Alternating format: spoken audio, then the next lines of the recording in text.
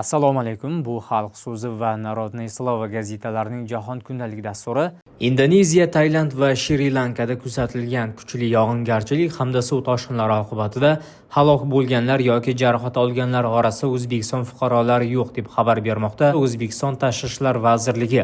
Indoneziya, Tailand va Shri-Lankada kuzatilgan kuchli yog'ingarchilik hamda suv toshqinlari oqibatida ko'plab insonlarning halok bo'lgani haqidagi xabarni chuqur qayg'u bilan qabul qildik.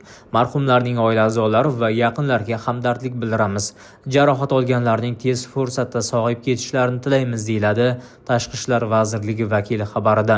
Uning qo'shimcha qilishicha, O'zbekiston Respublikasining tegishli diplomatik vakolatxonalari yuzaga kelgan favqulodda vaziyat bo'yicha mahalliy hokimiyat organlari bilan doimiy aloqa o'rnatgan. Hozirgi vaqtga qadar halok bo'lganlar, bedarak yo'qolganlar yoki jarohat olganlar orasida O'zbekiston fuqarolari yo'qligi ma'lum qilingan.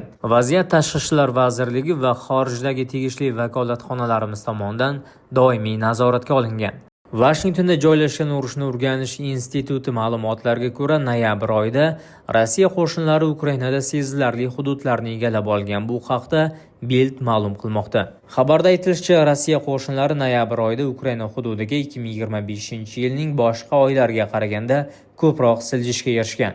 Ta'kidlanishicha, Rossiya armiyasi noyabr oyida Ukraina hududining 701 kvadrat kilometrni egallab olgan.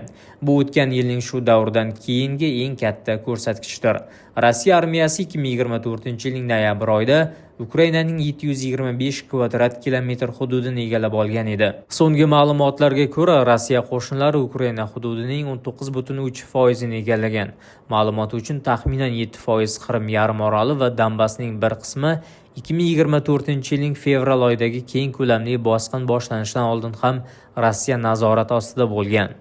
Niderlandiya Ukrainaga qurol sotib olish uchun yana 250 million yevro moliyaviy yordam ko'rsatadi. Bu haqda Bild nashri xabar bergan.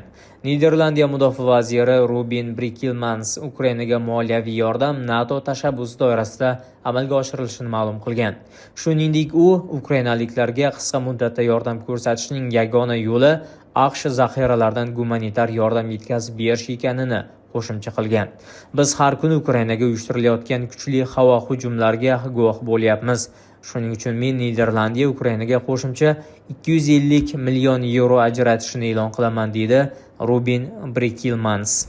The Wall Street Journal nashrining xabar berishicha, Sudan Rossiyaga qurol evaziga o'z hududiga harbiy baza joylashtirishni taklif qilgan. Sudanning harbiy hukumati Moskvaga 25 yillik hamkorlik kelishuvi tuzishni taklif qilgan. Bu kelishuv Qizil dengiz bo'yida rus harbiy bazasini tashkil etishni nazarda tutadi, deb xabar beradi gazeta. Taklifga ko'ra, Rossiya Sudan hududida 300 nafargacha harbiy xizmatchi va 4 tagacha harbiy kemani, jumladan atom kemalarini joylashtirishi mumkin. Bazani Port Sudanda yoki hozircha nomi oshkor etilmagan Qizil dengizdagi boshqa bir joyda tashkil etish taklif etilgan. Bundan tashqari, Sudan hukumati Rossiyaga mamlakatdagi konchilik konsessiyalariga kirish imkonini ham bermoqda.